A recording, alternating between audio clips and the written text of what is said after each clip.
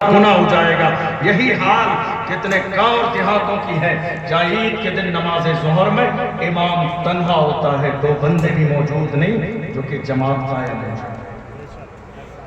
جس قوم کی زبان کہہ رہے ہیں ہم حضور کے نام پہ گردن کٹانے کے لیے تیار ہیں، حضور کے نام پہ جس قوم کی زبان گردن کٹانے کے لیے تیار ہو، اس قوم کے جوانوں کا حال یہ ہے کہ ان کی زندگی کا ایک کام بھی شریعت کے مطابق نہیں ہے۔ ان کی شادیاں ٹوٹل سنت کے خلاف، گھر کا ماحول ٹوٹل شریعت کے خلاف۔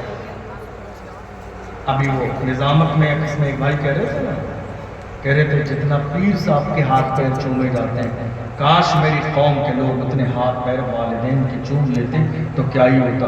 واقعی سچی بات ہے، ہم نے اپنے والدین کو موجودہ دور میں فراموش کر دیا۔ ہماری نظر میں آج وہ مقام نہیں ہے والدین کا، ورنہ والدین کی شان یہ ہے، میرے نبی نے فرمایا رضا الرب فی رضا الوالدین وسخط الرب فی سخط الوالدین۔ ماں باپ اگر راضی ہے تو خدا راضی ہے، ماں باپ اگر راضی نہیں ہے تو خدا راضی نہیں ہے۔ ہمارے جوان کہاں ہے؟ حضور کے نام پر جان دے دیں گے، حضور کے نام پر جان۔ ذرا زندگی تو دیکھیں آپ کی کیسی ہے۔ ہمارے یہاں شادی کی کنڈیشن دیکھ لیجئے، کوئی ایک ایسا کام نہیں ہے شادی میں جو سنت کے مطابق۔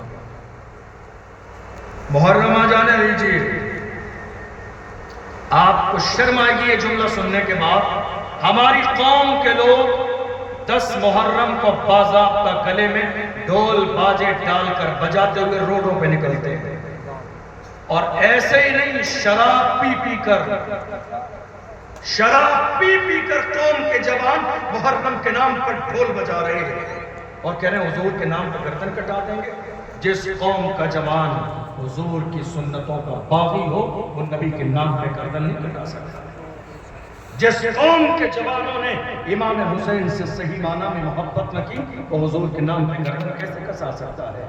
تمہارے گھر میں جنازہ رکھا ہو کہ تم دروازے پہ ڈھول بجا سکتے ہو؟ تو یہ 10 محرم کو ڈھول باجے، یہ ناچ گانا شور شرابہ کیوں آپ کے والد کی برسی آئے، ان کے انتقال کی تاریخ آئے تو آپ کے گھر میں والد کے ایصال ثواب کے لیے قرآن خوانی ہو، اور سال میں حسین کا دن آئے تو ڈھول بجے؟ آپ کا ذہن حاضر ہے؟ جب ہمارے والدین کی سال میں برسی آتی، سال میں ایک دن تو قرآن خوانی ہوتی، میلاد ہوتا ہے، اور امام حسین کا سال میں ایک دن آتا تو کیا ہوتا؟ ڈھول بجتا۔ اس سے زیادہ افسوسناک صورتحال اور کیا ہو سکتی ہے؟ آپ کو معلوم مسجد کا امام اگر محلے میں شادی کے وقت ڈھول باجے کی پابندی لگا تو آپ یقین جانیے اس سے برا انسان قوم کی نظر میں کوئی نہیں ہوتا۔ میں صحیح کہہ رہا ہوں، آپ کو میری بات سمجھ آ رہی ہے؟ اور اگر کسی کی شادی ہونے والی ہے تو لوگوں کا مزاج کیا ہوتا ہے کہ امام صاحب نے پرسنل ہمیں ٹارگیٹ کیا۔ آج تک تو کوئی پابندی نہیں تھی، فلاں نے کیا، ہمارا نمبر آیا پابندی لگا دی گئی۔ یاد رکھیے گا یہ پابندی مسجد کے امام نے اپنے گھر سے نہیں لگائی، رسول اللہ کے فرمان کے مطابق لگائی۔ منبر پر بیٹھنے کے بعد ایک عالم مسجد کا امام اپنے باپ دادا کا فرمان نہیں، رسول پاک کا فرمان سناتا۔ اگر آپ انگلی اٹھا رہے ہیں تو آپ کی انگلی مسجد کے امام پہ نہیں، رسول اللہ کے فرمان پر۔ ایمان والے ایسے نہیں ہوتے۔ آپ کو معلوم ایمان والے کیسے ہوتے ہیں؟ اسلام کی سب سے پہلی جنگ جب جنگ بدر ہوئی، اللہ کے رسول صلی اللہ علیہ وسلم نے صحابہ کو جمع کیا اور جمع کرنے کے بعد مشورہ کیا کہ میرے صحابہ حالات ایسے ہیں، تمہاری رائے اور مشورہ کیا ہے؟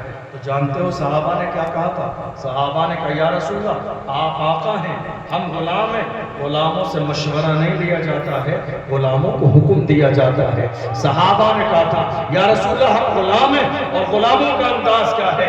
نبی کا حکم ہو تو کود جائیں ہم سمندر میں، جہاں کو مہر کر دیں نعرے اللہ اکبر سے۔ یا رسول اللہ آپ کا حکم ہو تو ہم سمندر میں چھلانگ لگا دیں، اس لیے کہ جان تو چلی جائے گی مگر رسول اللہ کا فرمان ٹالا نہ جائے گا۔ کون تھے یہ؟ جوان تھے۔ ہمارے جوان کیا کر رہے ہیں؟ آج آپ کو حیرانی ہوگی، کوئی بھی ایسا غلط کام نہیں ہے جو ہمارے جوان نہیں کرتے۔ رات کے 3 بجے تک جاگ رہے ہمارے جوان۔ سب سے زیادہ موبائل کا غلط استعمال ہمارے جوانوں نے کیا، سب سے زیادہ موبائل فون کا اور انٹرنیٹ کا غلط استعمال ہماری قوم کے جوانوں نے کیا۔ جہاں رات کے 3 بجے دنیا کی دوسری قوموں کے جوان انٹرنیٹ پر، موبائل اور لیپ ٹاپ پر IPS کی تیاری کر رہے ہوتے ہیں، وہاں میری قوم کے جوان کسی غیر محرم لڑکی سے رات کے 3 بجے فون پر بات کر رہے ہوتے ہیں۔ یہ حال ہے میری قوم کے جوانوں کا۔ آپ کہتے ہیں حالات بہت زیادہ خراب ہیں، بلکہ حالات بگڑتے چلے جا رہے ہیں، پریشانی دور ہو رہی ہے، ہمیں کوئی جاب دینے والا نہیں ہے۔ گریبان جھانک کر دیکھیے، ذمہ دار بھی آپ ہی ہیں، ذمہ دار آپ ہیں۔ آج پریشانی نہ، آپ کو کوئی سننے والا نہیں ہے۔ کہ سننے والا کام کیا، کیا آپ نے محنت کی، کیا آپ نے اتنا پڑھا؟ ذرا سروے کرائیے، تب آپ کو اندازہ ہوگا۔ ہمارے یہاں گریجویشن کرنے والوں کی تعداد 10 بھی نہیں پہنچ رہی ہے 100 میں۔ گریجویشن کرنے والوں کی تعداد 10% بھی نہیں ہے آج۔ آپ کہہ رہے ہیں ہمارے ساتھ فرق کیا جا رہا ہے، ہمیں جاب نہیں دی جاتی۔ کیا پڑھا آپ نے؟